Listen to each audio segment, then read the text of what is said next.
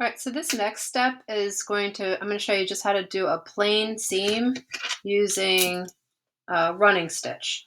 And the first thing we're going to do is actually measure in 1/2 inch. So I'm going to start at 1.5 inches because it's a little bit more, I don't know how to say it.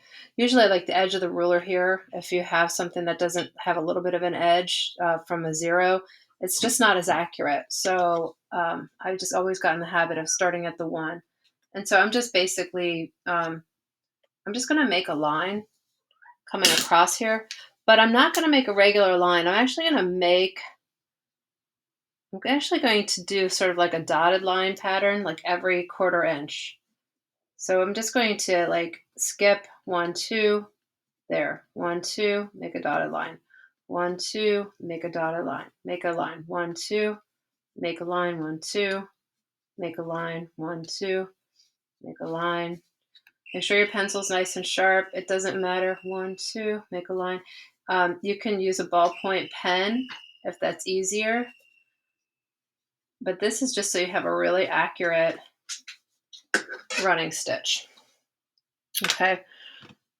Once again, when you thread your needle, make sure you have knotted the end sufficiently.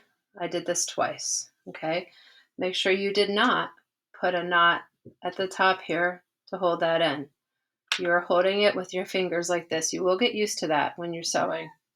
Okay, so notice that my fabric, I changed my fabric out. My fabric is right sides together. This is the right side, this is the wrong side, okay, or the underside. The reason we do that is so that we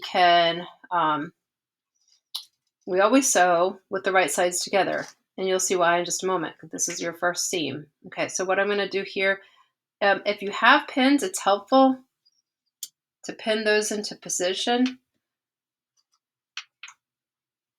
And when you pin, you just, go like that. Okay, so what I'm going to do is I'm going to come up from the bottom, and I'm going to go into that that end of that line and pull on through. Then I'm going to go down.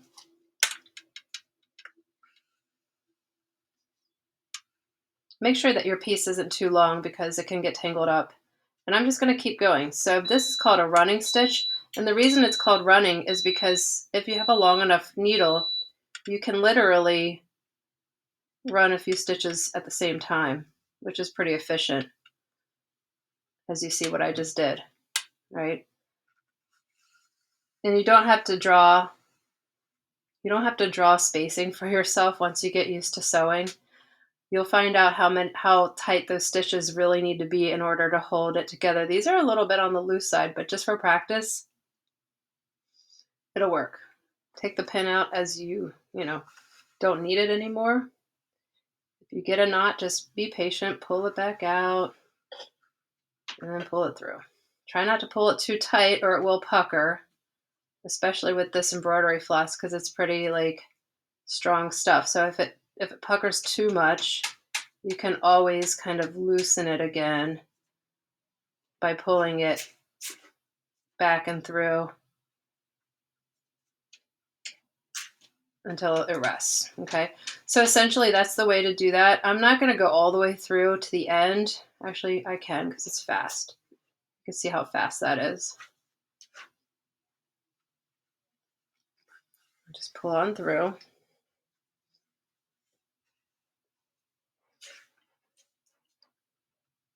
So I'm pushing up through the fabric till I get to that starting point, pulling through until it's on the end there. Make sure you pull through every time so that you don't have a weird you don't have like a big collection of thread back there.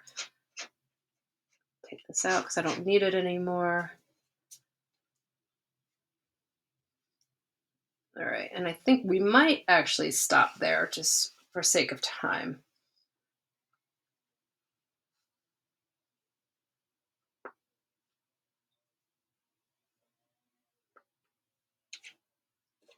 Just be patient with it. You can, if it will sort of knot if you try to pull it through too fast.